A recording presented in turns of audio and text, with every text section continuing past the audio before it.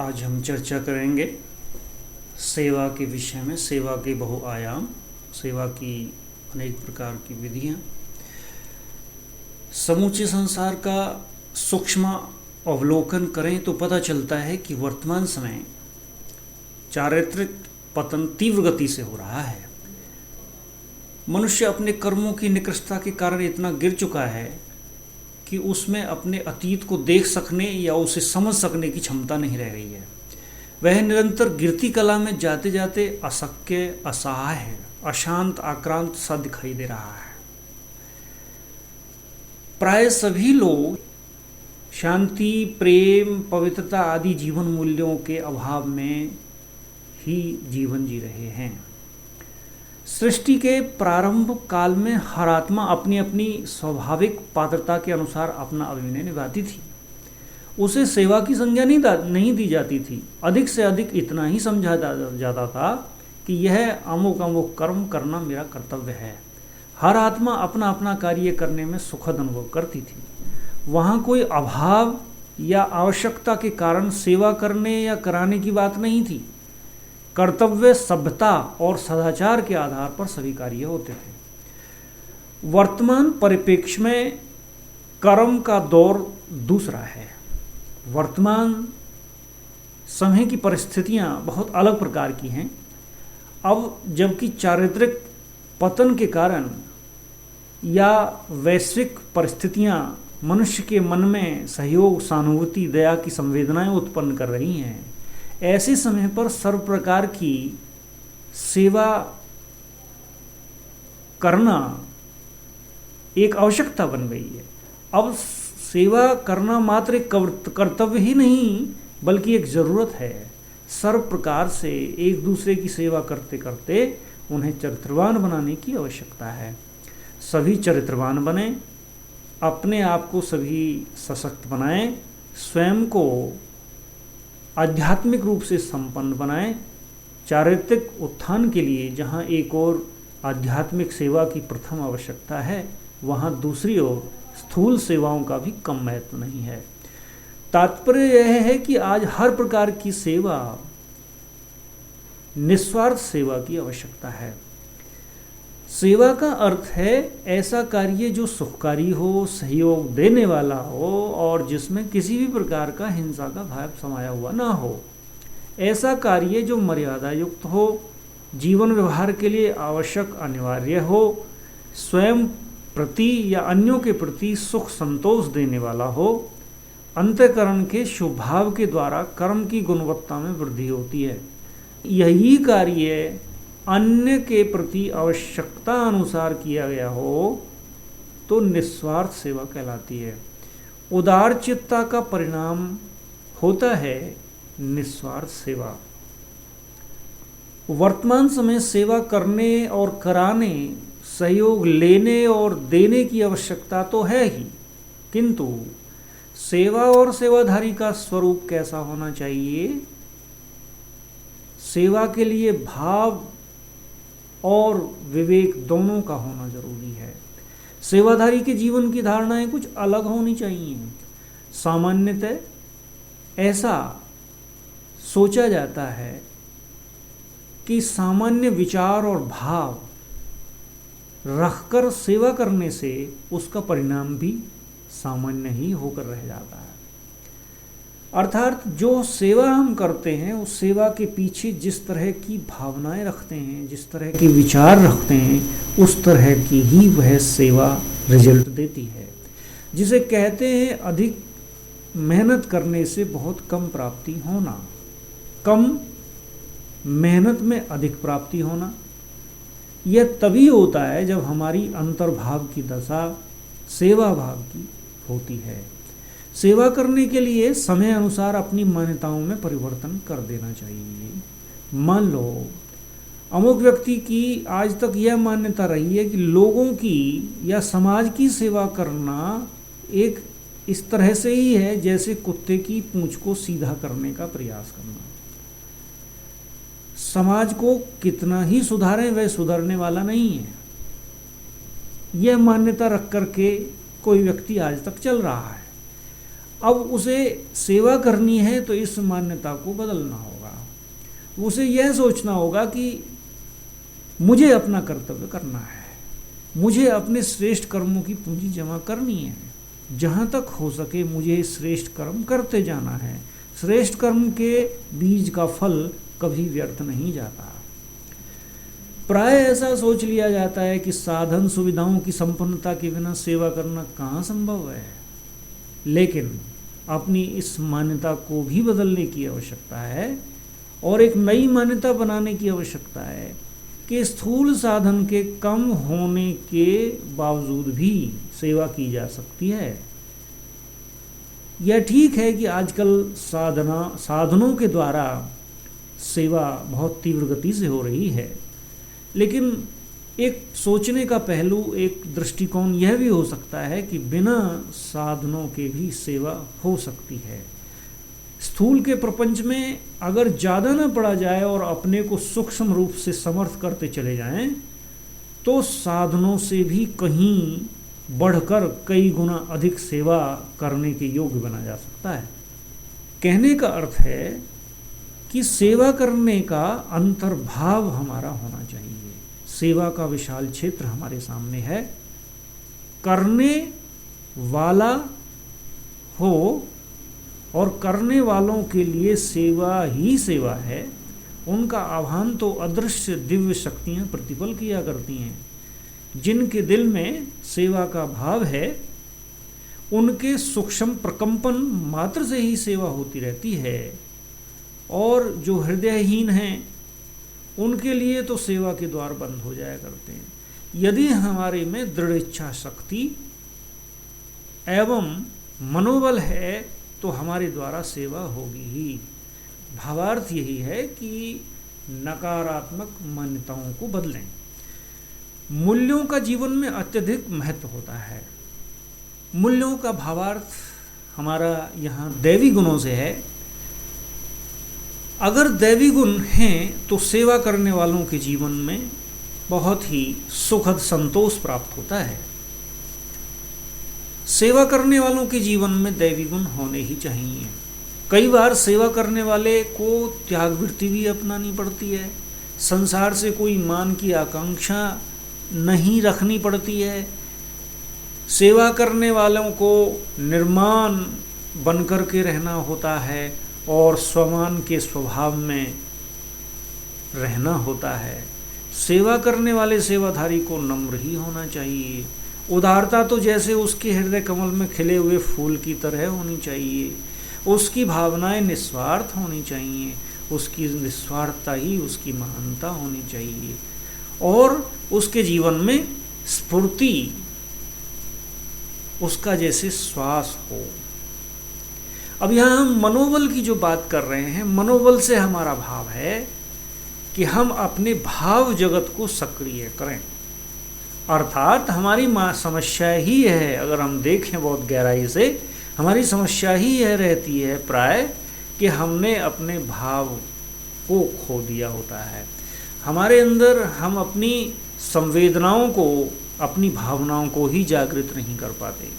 स्व स्थिति और सेवा की सफलता के लिए हमारे दिल के भाव और भावना का होना बहुत जरूरी है। यह भाव केंद्र जो हमारा है, अंदर से जो हमारी श्रेष्ठ भावनाएं पैदा होती हैं, वही अंततः बुद्धि का दर्शन और अनुभव केंद्र होता है। संकल्पों के द्वारा सेवा सबसे सूक्ष्म और सबसे शक्तिशाली सेवा है। अब सेवा हम कैसे और किस किस प्रकार से कर सकते हैं, उस पर थोड़ा सा प्रकाश डालने की आवश्यकता है। दूर बैठे किसी को शक्तिशाली प्रकंपन देना, दूर बैठे किसी समस्या का समाधान कर देना, अपनी व दूसरों की उलझनों को दूर कर देना, किसी को रोग मुक्त कर देना, शांति और शक्ति का अनुभव कराना, सुखद भावनाओं की महसूसता कराना, किसी को श्रेष्ठ कार्य के लिए प्रेरित करना, श्रेष्ठ मार्ग पर चलने के लिए मार्गदर्शन देना और किसी को ईश्वरीय संदेश दे देना, ये संकल्पों की सेवा से ही संभव हो सकता है। आत्म अनुभूति कराना और एक बल एक भरोसा संपूर्ण समर्पण बुद्धि एकाग्र स्थिरचित्त रहने वाली आत्मा ही यह मनसा सेवा कर सकती है। मनसा सेवा में हम अपनी श्रेष्ठ भावनाओं को लेते हुए अपने एक श्रेष्ठ संकल्प में एकाग्र होने के द्वारा सेवा करते हैं। स्नेह युक्त सम्मान युक्त बोलना। अब हम अपने बोलने के द्वारा, अपने वचनों के द्वारा, अपने शब्दों के द्वारा किस तरह सेवा कर सकते हैं उस पर थोड़ा सा समझ लें हम, कि जब हम बोलें तो स्नेह युक्त शब्द बोलें, सम्मान युक्त बोलना और वरदानी सम्मान देने वाले बोलना भी बोल के द्वारा सेवा ही तो है।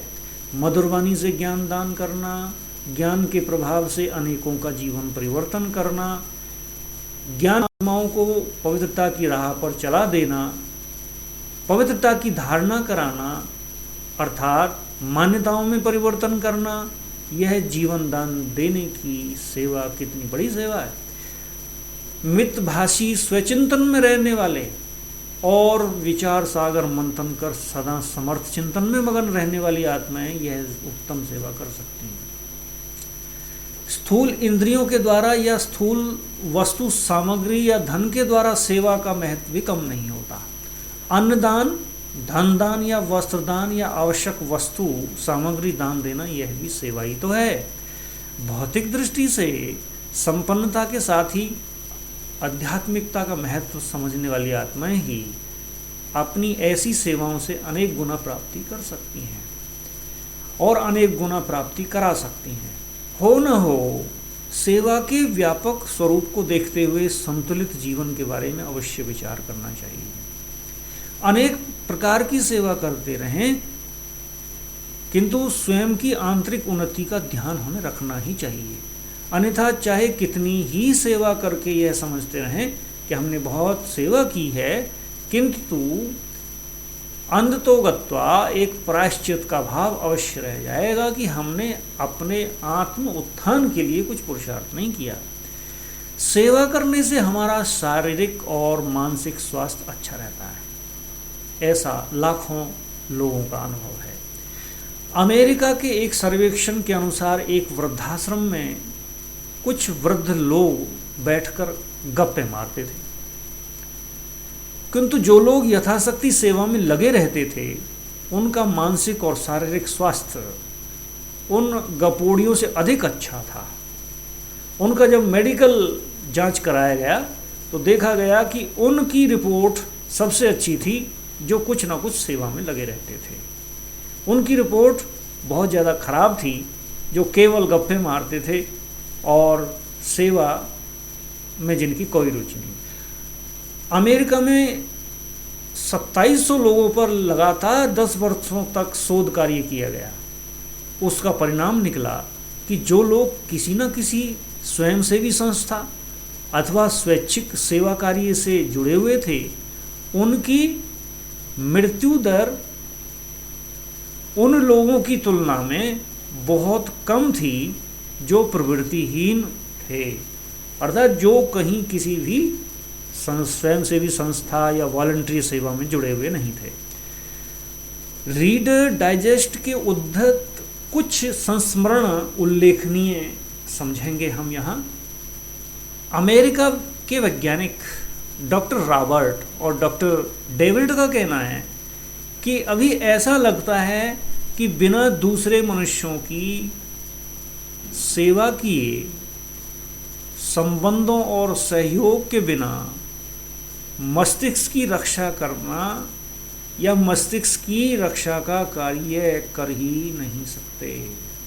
डॉक्टर निल्सन का भी यही मत है कि कष्टों के समय हमें विचार आता है कि जीवन केवल अपने सुख के ऊपर आधारित नहीं है, किंतु दूसरों के सुख और जीवन के ऊपर आधारित है। इसका अर्थ यही निकलता है कि हम सभी मनुष्य आज ये महसूस करते हैं और उस महसूसता का यही भावार्थ है कि मानव संवेदनाएं यही अभिव्यक्त कर रही हैं सभी की कि यह युग ही सेवा के आदान प्रदान का है और इसमें हमें सेवा में प्रवृत्त रहना चाहिए।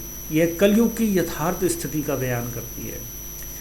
सेवा के बहुआयाम हैं। सेवा के आयाम क्षेत्र, व्यक्ति, घर, परिवार, समाज, राष्ट्र, अंतर्राष्ट्रीय, ब्रह्मांडीय एवं आत्म कल्याण तक विस्तृत हैं। सेवा के तीन प्रकार हैं। मन से सेवा करना, वाणी से सेवा करना और अपने कर्मों के द्वारा सेवा करना।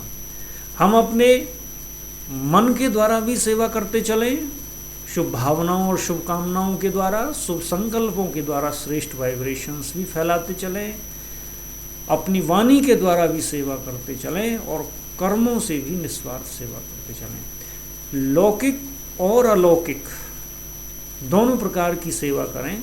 सेवा हमें कर्म के बंधनों से भी मुक्त करती है और सेवा कर्म बंधन का कारण भी बन जाती है। सेवा की पृष्ठभूमि क्या है, किसकी सेवा है। जब हम सेवा करते हैं उसमें हमें ये चेक कर लेना चाहिए कि सेवा की जो हमारी भूमिका है या जो हम मानसिकता रख कर के करते हैं सेवा, उसके पीछे हमारी मानसिकता क्या है और हम किसकी सेवा करते हैं या सेवा किसकी है, किस प्रकार की जा रही है, यह महत्वपूर्ण है। हमारी सेवा हमें हमारी आध्यात्मिक साधना में आंतरिक शोध और हृदय में निस्वार्थ प्रेम भाव को बढ़ाने के लिए हो तो ही सेवा की सार्थकता सिद्ध होती है। जो भी हम सेवा करते हैं उस सेवा से हमें ऐसा अनुभव हो कि इससे हमारी आध्यात्मिक साधना का विकास हो रहा है और हमारे आंतरिक शोध, हमारे अंदर की जो आध्यात्मिक अनुभव हैं जो हमारे वो बढ़ रहे हैं और हमारे दिल में निस्वार्थ प्रेम भाव बढ़ता जा रहा है, तो ही वो सेवा सार्थक होती है। तो इस तरह से हम सभी सेवा को करते हुए भिन्न भिन्न प्रकार से सेवा के तरीके अपनाते हुए सेवा में हमें अपने को प्रवृत्त रखना चाहिए। सेवा कर्म बंधन बन जाती है और सेवा कर्म बंधन नहीं भी बनती है। इसके पीछे विशेष रूप से भावार्थ क्या है, इसे भी हमें समझ लेना चाहिए कि सेवा हमें बंधन मुक्त करे, सेवा से हमारे कर्म बंधन कम हो, सेवा से हम एक आत्मिक मुक्तता का अनुभव करें। उसके लिए क्या विशेष बात हमें समझनी है, उसे हमें समझना है कि सेवा के पीछे हमारा प्रयोजन क्या है और सेवा हम क्यों कर रहे हैं। अब आपने देखा है कि सेवा जो है चौथा सब्जेक्ट, पहले तीन सब्जेक्ट विज्ञान है, योग है, धारणा और चौथा सेवा। पहले ज्ञान की सूक्ष्मता की अंडरस्टैंडिंग हमें हो, दूसरा योग की स्थिति अच्छी हो और तीसरा दिव्य गुणों की भी अंडरस्टैंडिंग हो, वो भी हमारे जीवन में होना चाहिए। उसके बाद जो सेवा की जाती है तो सेवा में अलौकिकता आती है। अन्यथा सेवा करने वाले तो दुनिया के अंदर और भी बहुत लोग हैं, अनेक लोग, हजारों लाखों करोड़ों लोग सेवा करते हैं और अनेक प्रकार की सेवा करते हैं और बहुत बड़ी बड़ी सेवा भी करते हैं, लेकिन वो सेवा अलौकिक सेवा नहीं कहलाई जाती। क्यों? क्योंकि उनके पहले तीन सब्जेक्ट ठीक नहीं, डायरेक्ट वो सेवा में चले जाते हैं। इतिहास में ऐसे बहुत से लोग हुए हैं जिन्होंने बहुत समाज सेवा की, बहुत सेवा की, लेकिन जीवन के अंतिम क्षणों में उनके जीवन में कोई संतोष नहीं हुआ, उनके जीवन में उन्हें कोई शांति का अनुभव नहीं हुआ, उनके जीवन में उन्हें कोई ऐसा अनुभव नहीं हुआ कि हमने जीवन में इतना कुछ किया और हमें कुछ प्राप्तियों का अनुभव हो गया है। तो सेवा के पृष्ठभूमि में जो पहली तो तीन चीजें होनी चाहिए वो बहुत आवश्यक हैं और इसलिए ये चौथा सब्जेक्ट सेवा का रखा है। और ऐसा देखा गया है, हजारों लोगों के अनुभव ये बताते हैं कि जो 3 सब्जेक्ट को ध्यान ना देते हुए डायरेक्ट सेवा में छलांग लगा देते हैं और सेवा में कूद जाते हैं, तो उनका भी एक अंतिम परिणाम यही होता है कि वो अपनी सेवा से दूसरी आत्माओं को भी डिस्टर्ब करते हैं, स्वयं भी डिस्टर्ब होते हैं। थोड़ा बहुत उन्हें कुछ फल का अनुभव तो होता है, लेकिन सेवा उनकी अलौकिकता की सेवा नहीं हो पाती। तो ये ध्यान विशेष रूप से हमें ये रखना है कि हमें अपनी सेवाओं को करते हुए उससे पहले जो 3 सब्जेक्ट हैं उन पर हमें ध्यान देना है। भाई हमारा योग और हमारी ज्ञान की स्थिति, हमारी योग की स्थिति और हमारे गुणों की स्थिति। अब सोचने की बात है कि सिंपल समझने की बात है, इसमें कोई ज़्यादा कहने की बात नहीं है। ये स्वतः स्पष्ट है कि अगर सेवा के फील्ड में ज्ञान की बेटर अंडरस्टैंडिंग नहीं होगी, योग की स्थिति अच्छी नहीं होगी और अगर दिव्य गुणों की धारणा नहीं होगी, तो सेवा की क्वालिटी क्या होगी, ये समझने जैसी बात है। ये तो बिल्कुल अंडरस्टूड बात है। और ज़्यादातर लोगों का जो परसेंटेज, ये मान के चलिए कि आप कम से कम 80-90% लोग यही हैं कि जो सेवा, डायरेक्ट सेवा करते हैं, उनके पास में कोई विशेष ज्ञान और योग और दिव्य गुणों की धारणा की स्थिति इतनी कोई बेटर नहीं होती। वो सीधे सेवा में छलांग लगाते हैं और इसलिए सेवा में थोड़ी बहुत जो है वो कुछ ना कुछ, थोड़ी बहुत खुशी, थोड़ी बहुत की प्राप्ति होती है, लेकिन आखिर में क्या होता है, वो कहीं ना कहीं वो सेवा का मैंपन पकड़ता है, सेवा का मेरापन पकड़ता है और इस वजह से सेवा ना तो स्वयं को संतुष्ट कर पाती है, ना दूसरों को संतुष्ट कर पाती है। तो सेवा के अनेक आयाम हैं, उनको ध्यान में रखते हुए सेवा की जो पृष्ठभूमि है, उस पृष्ठभूमि में जो 3 चीज़ें हमारी अच्छी होनी चाहिए, उसको भी ध्यान में रखते हुए हमें सेवा करते चलना है।